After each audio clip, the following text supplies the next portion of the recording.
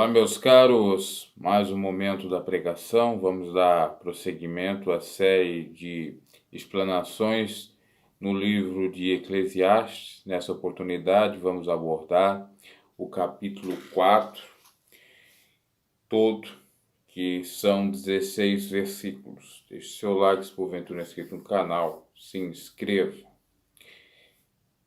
A prática aqui, o costume é lermos um versículo e já meditarmos, né? Até porque desta forma se torna a pregação mais, vamos dizer assim, chamativa ou mais até mesmo compreensível, e também ela não se alonga muito. Vamos então, sem delongas, à leitura do texto sagrado. Opressão, trabalho e tribulações é o título, encabeçado.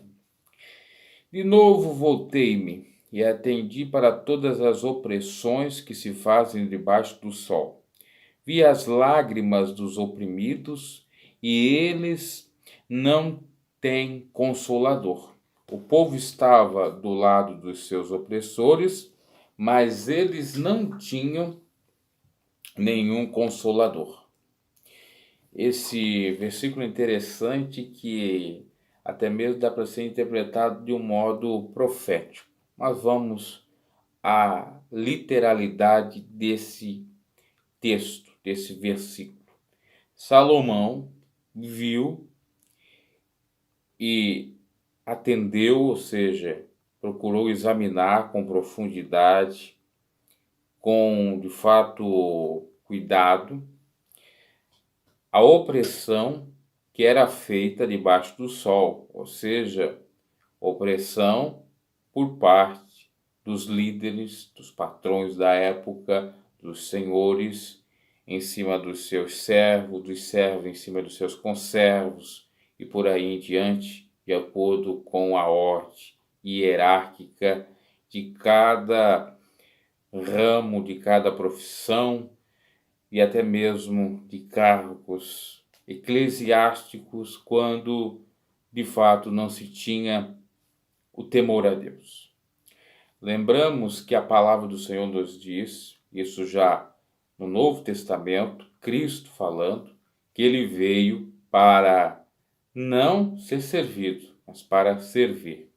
E que Jesus, e também o apóstolo Paulo vai falar um pouco acerca, dizendo que Deus não faz acepção de pessoas, que o Senhor não poderia escravizar o seu servo, e muito menos o servo se insurgir contra o seu Senhor. Ambos têm que considerar um ao outro no temor do Senhor, até porque diante de Deus eles realmente não têm essa subserviência, por exemplo, do servo ao seu senhor. Não tem a diferença ou a disparidade de uma autoridade e alguém que está submisso a essa autoridade, porque Deus está acima de todos eles. Então, a opressão em si só, da vontade do próprio Deus, é equivocada, né? A existência da mesma. A opressão é algo de governos que não temem a Deus. Quando o ímpio governa, o povo sofre. Quando o ímpio governa, não teme a Deus, o próximo sofre. Porque quem teme a Deus, ele ama o seu próximo como a si mesmo. Ele não subjuga, ele não escraviza, ainda que tenha que ter uma autoridade e que o seu servo tem que estar submisso ou subordinado. Mas essa relação não extrapola os limites. Por exemplo, trazendo a miúdos para os dias atuais, um policial e um cidadão. O policial tem que agir de acordo com o direito, de acordo com as legislações. Ele pode sim se valer da força, no entanto, não pode passar dos seus limites, porque senão configura abuso de autoridade. E o cidadão tem o seu direito, no entanto, ele não pode extrapolar exatamente os limites do direito e do dever, porque senão ele comete aquilo que é chamado em direito de desacato. Isso é algo para a gente ter uma noção de como Deus quer que nós sejamos respeitosos. E claro que para Deus é muito mais dessa configuração toda aí, construção do homem. E na época de Salomão, por conseguinte, nós tínhamos algo muito perverso, muito mais do que hoje. Até porque nós tínhamos a lei, tínhamos o rei, o reinado, a majestade, e boa parte dos cidadãos, até mesmo de alguns reis, não eram temente ao Senhor. Quando falo boa parte dos cidadãos, leia-se da terra, né, de outros povos. Os israelitas eram tementes, mas também nem todos, né? E Salomão, um rei que recebeu a sabedoria de Deus, olhou, viu a opressão debaixo do sol, que as autoridades, entre aspas, faziam, e viu as lágrimas dos oprimidos. E eles não tinham consolador. Quem viesse lhes ajudar, consolar, um ombro amigo, quem viesse até mesmo pleitear os seus direitos, porque eram escravizados. Se você for analisar a história, muitos desses passaram sua vida só trabalhando, escravizados, uma carga horária de 16, 18 horas por dia. Tinham descanso para cuidar do seu lar, da sua família. Choravam, porque, de fato, sua vida era só trabalho. Era aquilo. E você sabe que é difícil. A rotina. Às vezes você reclama, eu estou indo trabalhar do mundo, mas você hoje trabalha 8 horas, né? Que a lei confere 8 horas. Naquele tempo era muito mais. As lágrimas dos oprimidos ele observava e via que eles não tinham ninguém que o apoiasse ou ajudasse. O poder estava do lado dos seus opressores, ou seja, os patrões, os senhores de terra, de fazenda, né, de algum empreendimento, de alguma profissão na época. Até mesmo reis, né, oprimiam, tinham prazer, eram sádicos.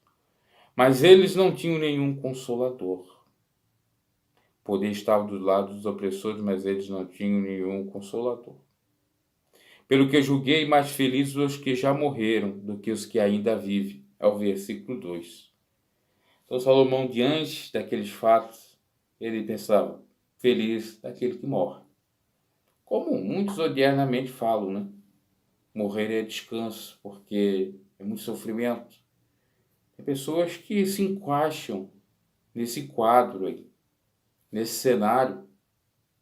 Às vezes não é o labor, como está aqui literalmente, mas pode ser a doença, a dor, as lutas, as aflições do cotidiano, né? Outras pessoas que sofrem a vida toda porque não tem uma família estruturada, sofrem com os filhos rebeldes, sofrem com os filhos que não querem fazer o que é certo e nem temer a Deus.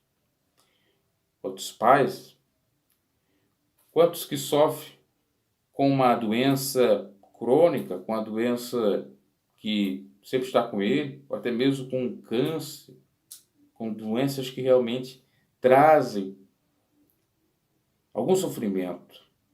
Tanto é que você ouve a expressão, morreu não, descansou, né? Porque é muito sofrido. A minha tia teve câncer de mama. Lutou durante 4 anos. Foi fácil, sofria, gemia. E aí, dado momento, quando ela já tinha falecido, uma pessoa perguntou como é que ela estava, não sabia. E eu acabei dizendo, não, faleceu. Na realidade ela descansou. Um sofrimento. Né? E tem vários tipos de sofrimentos. Sofrimento na alma, pessoas que nascem com psicopatologias, doenças mentais e por aí em diante, com deformidades, deficiências também, né? Outro sofrimento. Imagina você nascer paraplégico ou tetraplégico, né? Não poder nem se movimentar. Que dureza que é, né? Às vezes a gente tem saúde, tem vista no sentido de ter olhos para ver, ter ouvidos para ouvir, ter boca para falar, está caminhando e não agradece a Deus e ainda reclama, né? De barriga cheia. Enquanto tem muitas pessoas sofrendo no mundo.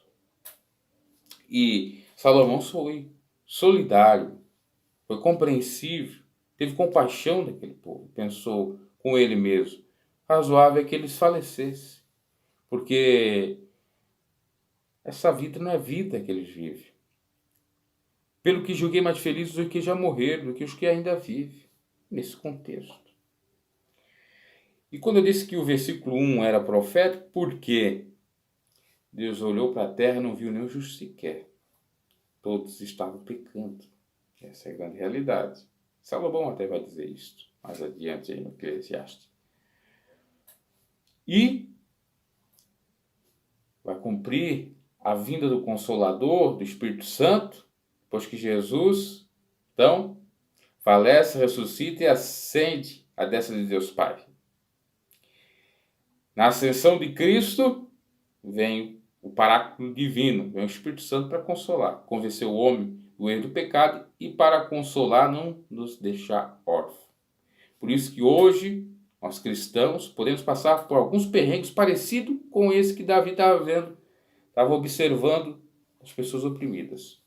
No entanto, nós temos o Consolador, que nos dá ânimo, que nos dá força, que nos dá fé, que nos alimenta, que nos sustenta, que nos ampara nos momentos difíceis, que nos dá alegria.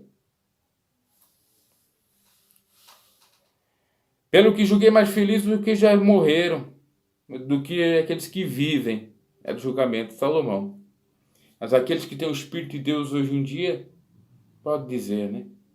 O viver é Cristo e morrer é ganho. Quem está com Cristo, quem tem o Consolador, tem vida, tem paz, tem alegria. Então, tanto faz a morte física ou não, porque quem está com Cristo já está com o gozo, com a alegria. Já está tendo a atenuação do sofrimento. O mundo tereis aflições, mas tem bom ânimo porque eu venci. As palavras de Jesus, né? Foram as palavras do mesmo. Mas melhor que uns e outros é aquele que ainda não é, que não viu as más obras que se fazem debaixo do sol. Então, ele diz que melhor que uns e outros é aquele que ainda não é, ou seja, que não existe, que não nasceu. É interessante, né? As falas de Salomão é exatamente os ditados, o que a sociedade, as pessoas comuns falam, né? Ah, quisera eu não tivesse nascido. Ah, quisera eu já estivesse morto, descansando. Ou até mesmo fosse um animal que não sofresse tanto. E isso ele detalha aqui, ele fala 900 e poucos anos antes de Cristo, e depois foi escrito isso aí em 400 e pouco, né? Ou seja, quase 3.000 anos. Quem não nasceu não provou nada disso aqui, né? Não está sofrendo.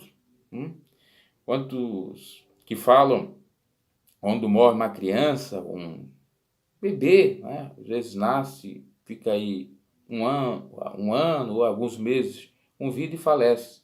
O anjinho subiu para o céu, esse que é bom, nunca sofreu.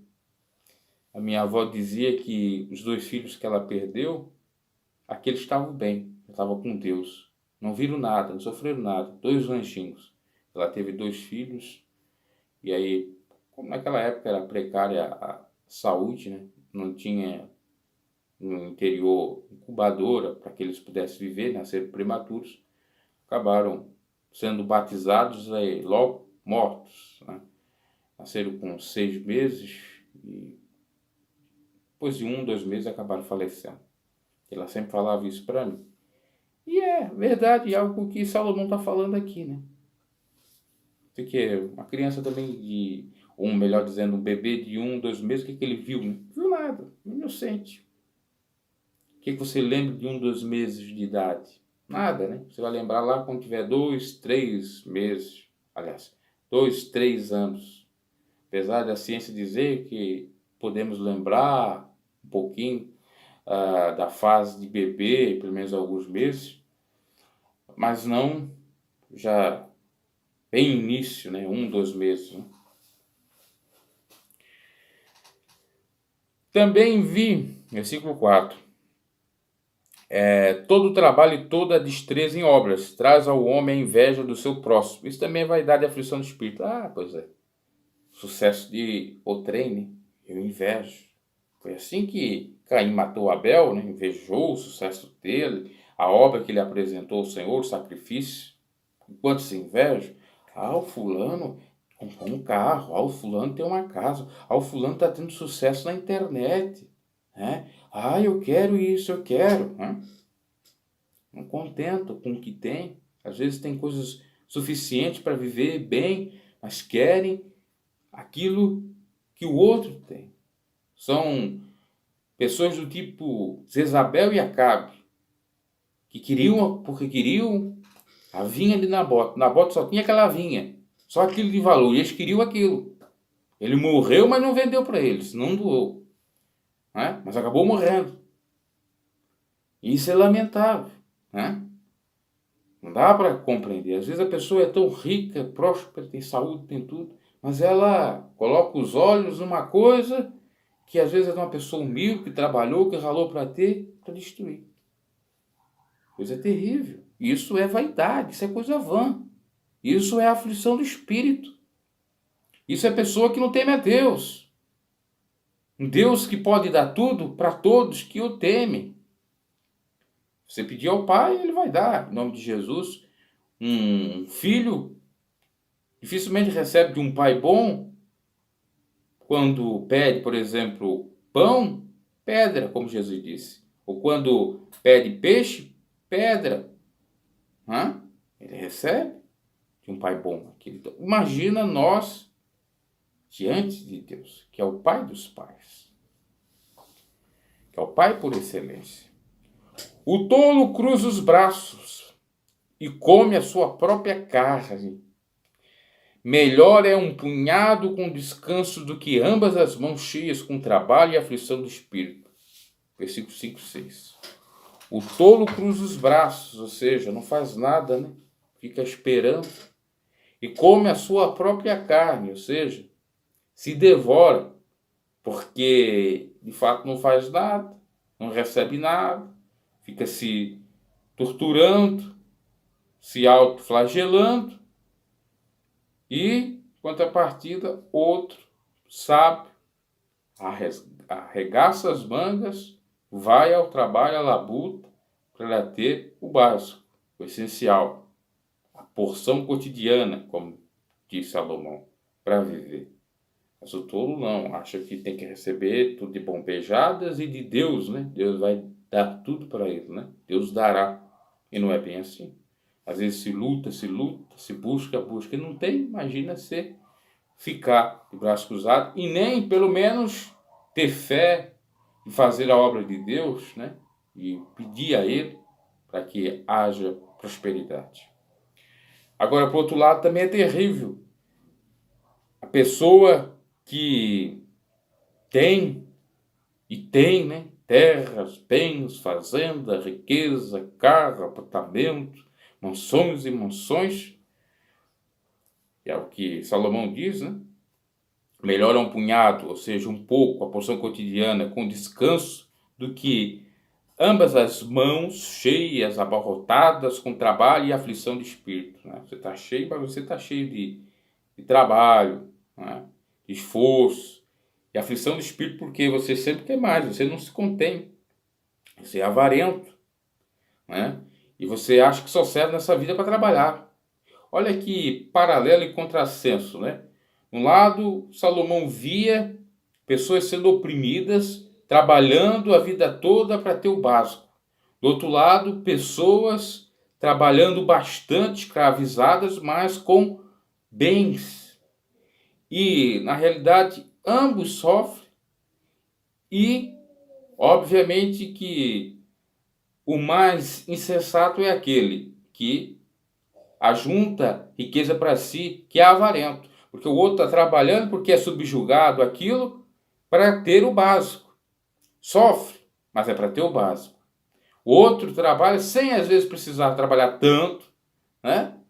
Para ter, e é avarento e ainda não doa para ninguém, não ajuda ninguém. Isso é lamentável.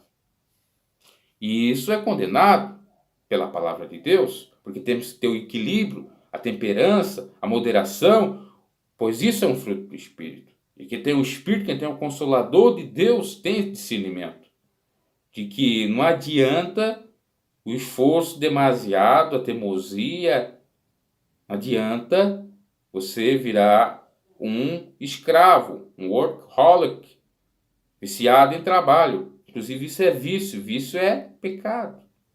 Isso é obra carnal, não entrarão os viciados. Viciados em trabalho não entram no céu, não.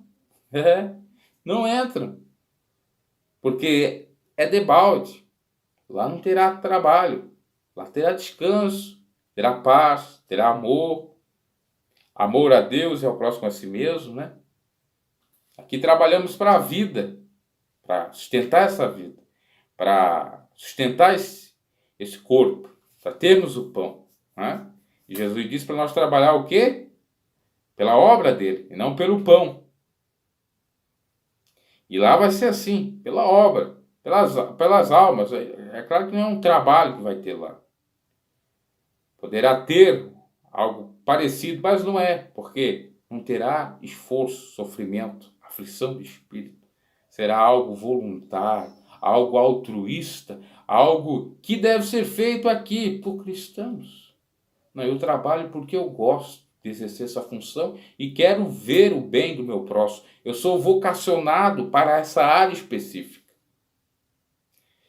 Agora, o sujeito que entra em determinada área, simplesmente porque acha que ali vai dar dinheiro, e então se escraviza ali, né? Se esforça não para ter o básico, mas sim para ter bens e mais bens, acumular, ter fama, ter isso, ter aquilo, mas não fazer nada de bem, não faz nada de bem para o seu próximo. Isso também é lamentável, é vaidade, é coisa vã, é aflição de espírito, porque nós temos que ser abnegados, altruístas, nós temos que, de fato, amar a Deus sobre todas as coisas, ao próximo a nós mesmos. Jesus nos entregou, Jesus se entregou a nós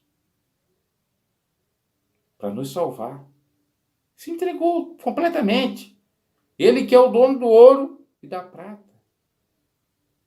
E por que nós não vamos nos entregar, nos ajudar, melhor dizendo, o pobre, fazer caridade, fazer o trabalho do bom samaritano, se temos condições para fazer? Por isso que Jesus disse para nós juntar tesouros na terra, mas sim nos céus. E eu já juntar tesouros nos céus exatamente fazer o bem para o seu próximo. Por isso que Jesus disse para aquele mancebo: vai, vende tudo que tu tens e dá aos pobres. E dá aos pobres. Né? Mas ele não quis dar, né? O coração dele estava apegado às coisas dessa vida. É lamentável. Então, por um lado, nós temos aqueles que não querem trabalhar. Por outro lado, nós temos aqueles que querem trabalhar, mas não para ter o básico, e sim para, de fato, se gabar, né? Que são homens trabalhadores, até porque, segundo a expressão dita popular, né, o trabalho dignifica o homem. Para lá, dignifica como? Qual é o trabalho que dignifica o homem? O trabalho dessa forma, de uma maneira pragmática e, até diria, nefasta, no sentido de ter esse vício por trabalho, né? Isso não dignifica o homem. O trabalho que dignifica o ser humano é o trabalho que é vocacionado, que é voluntariado, um trabalho que realmente traz resultados, não para o ser especificamente, mas para o bem coletivo de uma sociedade. Jesus trouxe benefícios maravilhosos. Ele trabalhava não pelo pão, mas sim pela obra do Senhor. Ele não trabalhava apenas pela comida dessa vida, mas sim pelas almas, para o bem do próximo. Isso é trabalho, isso dignifica o homem.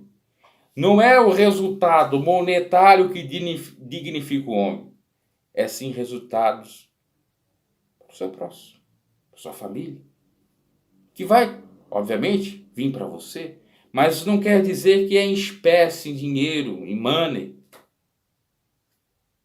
Por exemplo, um trabalho de recuperar vidas, de ganhar almas, de tirar do mundo do pecado, do tráfico, das drogas. Né? Um trabalho de formiguinha, no sentido de realmente ralar para fazer o bem para o próximo, ajudar o necessitado. Isso é trabalho, isso significa. E aqui no contexto de Salomão, nós temos aí pelo menos 3 ou até 4 tipos de trabalhos, né? Ou 4 tipos de pessoas. Temos aqueles que não querem saber de trabalho, são os malandrões, os tolos, ficam com o braço cruzado. Tem aqueles que querem saber de trabalho para ter a porção cotidiana. Tem aqueles que se submetem para ter a porção cotidiana a qualquer tipo de trabalho, inclusive trabalho escravo. E tem aqueles que se escravizam por conta do resultado pecuniário, né, o dinheiro humano e as riquezas, e viram, então, workaholics, viciados em trabalho. O que não trabalha não deve nem comer, como diz a palavra, é equivocado. O que trabalha para o sustento próprio básico não está equivocado, seria o mais certo. O que trabalha para não fazer o bem para o próximo e para se escravizar num trabalho muito mais terrível, até mesmo se você for analisar, do que aquele que não quer trabalhar.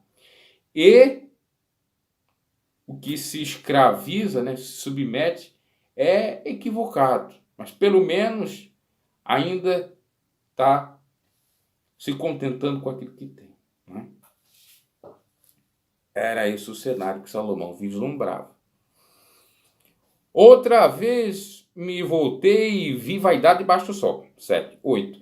Há um que é só, não tendo parente, não tendo filho nem irmão. Contudo, de todo o seu trabalho não há fim, nem os seus olhos se fartam de riquezas. E ele pergunta: para que trabalho eu, privando a minha alma do bem? Isso também é vaidade, enfadonha e ocupação. É claro. Para que trabalho eu? Não tenho família. É o que Salomão está dizendo aqui. Ó, não tem filho, nem irmão. Contudo, todo o seu trabalho não há fim, não para de trabalhar. Né? Pode ser até mesmo uma maneira compensatória por uma frustração de não ter família ou por qualquer outra situação que seja. Porque tem pessoas que fazem isto exatamente por conta de ser uma compensação por alguma frustração. Às vezes não deu certo no relacionamento, às vezes tem outro porém, então ele trabalha para se esquecer e fica naquilo, né, até o fim da vida. E isso é, como diz Salomão, algo que é vaidade, que é vão e é enfadonha ocupação, é cansado, né? É uma ocupação tola e que traz canseira, né? Porque não faz bem ao próximo, porque de fato não tem um resultado ao próximo. Só trabalha para si mesmo, é algo egocêntrico, né?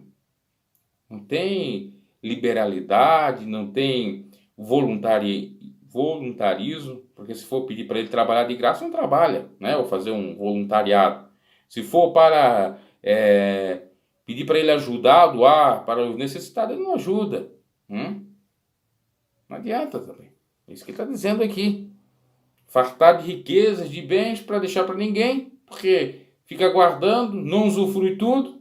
Outras pessoas poderiam usufruir, poderia ser uma pessoa mais abnegada, e por conseguinte, é uma tolice. Melhor é ser 2 do que 1, porque tem melhor paga do seu trabalho, é verdade. Melhor ser 2 do que 1, porque se tem uma família, se tem um casal, aí há algum proveito.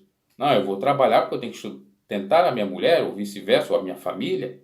Eu tenho alguns planos, algumas metas para cumprir, né? Quero que meus filhos estudem num colégio bom, quero que meus filhos se dê bem na vida, que eu possa ajudar eles até mesmo a abrir um negócio. Nesse sentido. Então eu vou trabalhar porque tem um objetivo. Agora o sujeito só não tem objetivo nenhum, né? Nem para ajudar os seus amigos, né? Aliás, nem tem amigos geralmente, né? É um sujeito muito egocêntrico. Então mais vale ser dois do que um, né? Se um cair, o outro levanta. É óbvio. O seu companheiro, mas ai do que estiver só, pois caindo não haverá quem o levante, é verdade. Quero ver a hora que vi a doença, o sofrimento, a velhice, que ele vai ter toda a riqueza, todo o dinheiro do mundo, mas não vai ter ninguém para lhe ajudar, para lhe socorrer, porque não for capaz de fazer amizade, de construir uma família, de ter um casamento, um matrimônio, e pensar no outro, pelo menos se não quisesse casar, mas pelo menos pensasse em ter um rol de amizade e ajudando com a sua riqueza, distribuindo, né? Para quem necessitasse, né? Não tudo, mas doando alguma coisa, fazendo algum benefício a alguém que necessite, para depois, mais tarde, né? a ter a recompensa. Porque você fazendo bem para alguém, geralmente vai ter alguém que vai fazer bem para si, né?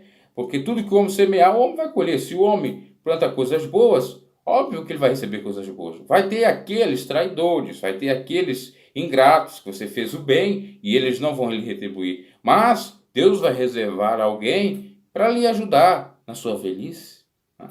Nos momentos que você precisar de doença, etc.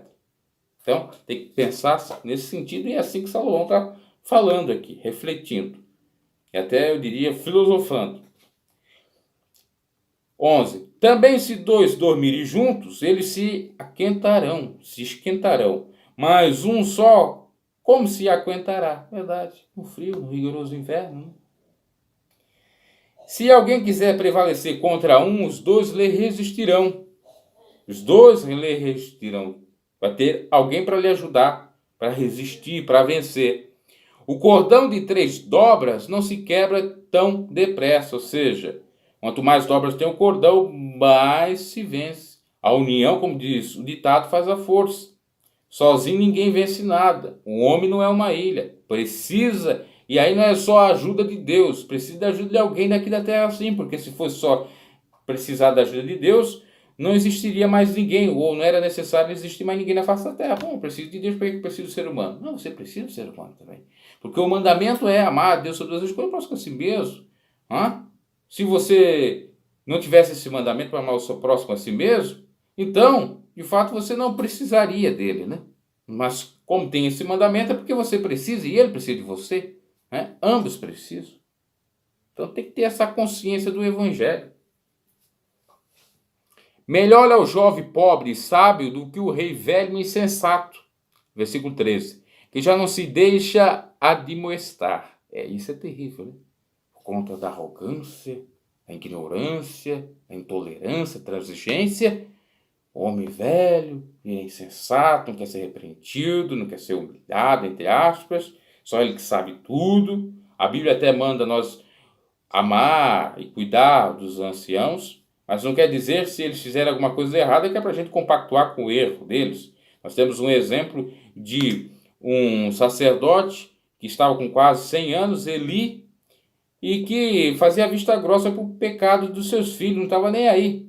E o resultado foi, morrer dos seus filhos, ele também morreu, porque Eli representava exatamente a arrogância, a ignorância de um velho insensato que não quer receber a repreensão de um jovem. E Eli foi repreendido. Você me equivoca, até me parece que foi pelo profeta Samuel, né? Mas não, eu sou o sabichão, eu sou o idoso aqui, me respeita, respeita meus cabelos brancos, respeita o fiapo do meu bigode. Mas espera lá, você está equivocado, né? Se fosse assim, por exemplo, no Brasil, nós não teríamos idosos sendo presos, nem o Lula estaria preso, que é um idoso, né? E agora temos até o Michel Temer aí envolvido, pode ser também, e tantos outros. Não quero aqui defender um lado ou outro, né? Quantos? O Maluf, que se safou aí por conta de marabalismos jurídicos. Ora, não é a voz da sabedoria, uma pessoa que tem, de fato, muita experiência, passando de anos de vida? Nem sempre. Então Salomão diz, melhor é o jovem pobre e sábio, pobre, né?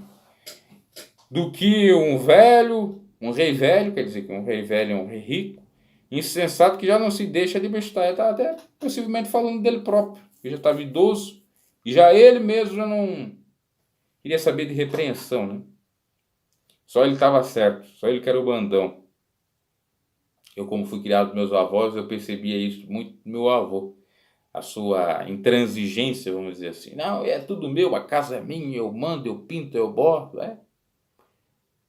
Não sei por conta, talvez, da própria velhice, né? A pessoa fica irritada, né? Fica ranzinza. Por isso que é bom um jovem que é humilde, que é sensato, que é pobre no sentido de ser humilde e que sabe receber a repreensão e também sabe passar. Diferente de um homem idoso que não recebe e também não sabe nem passar uma repreensão, né? Tem esse outro lado também. O jovem pode ter saído do cárcere para reinar, ou pode ter nascido pobre no seu reino. Versículo 14. O jovem pode sair do cárcere para reinar, claro. Um jovem sábio, pobre, humilde, ele pode, Deus pode o exaltar, porque ele é humilde, porque ele é sábio, porque, como disse, me parece João, né?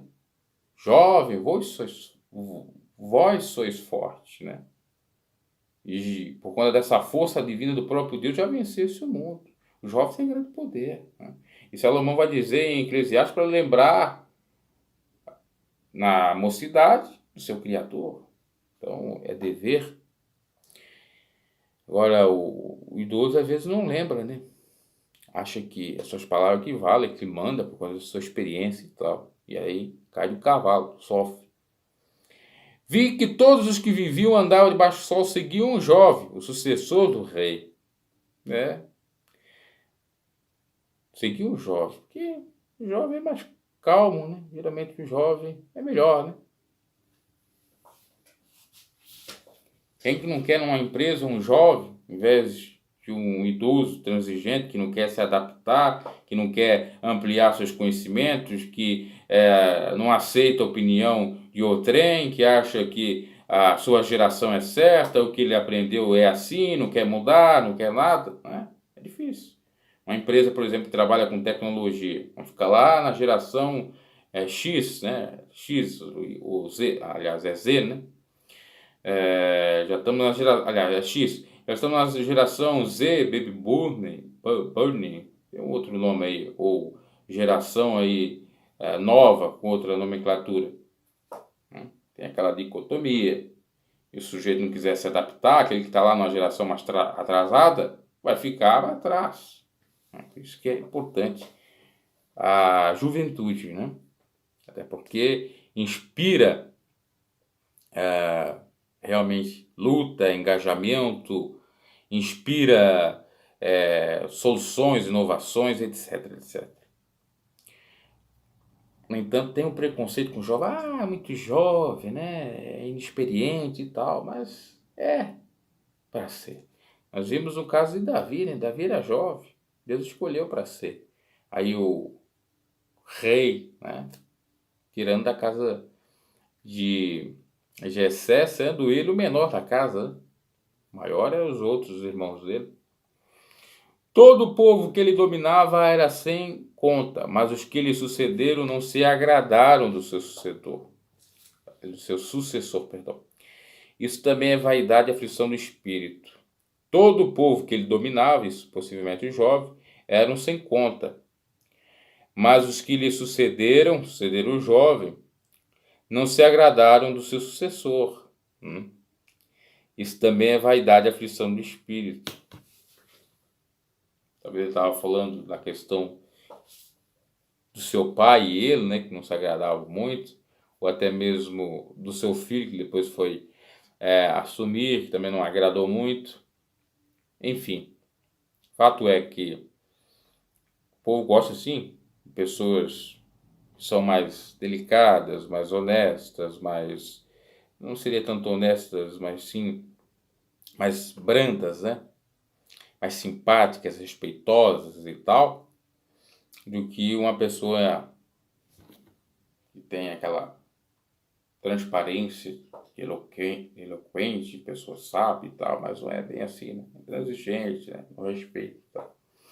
E o seu sucessor pode realmente ser tirano, terrível. Isso também é vaidade, é aflição de espírito, é sofrimento para o povo, etc. É isso que Salomão está passando aqui. Então essa foi a reflexão. Deixe seu like, se porventura não é inscrito no canal, se inscreva. E até a próxima pregação no capítulo 5.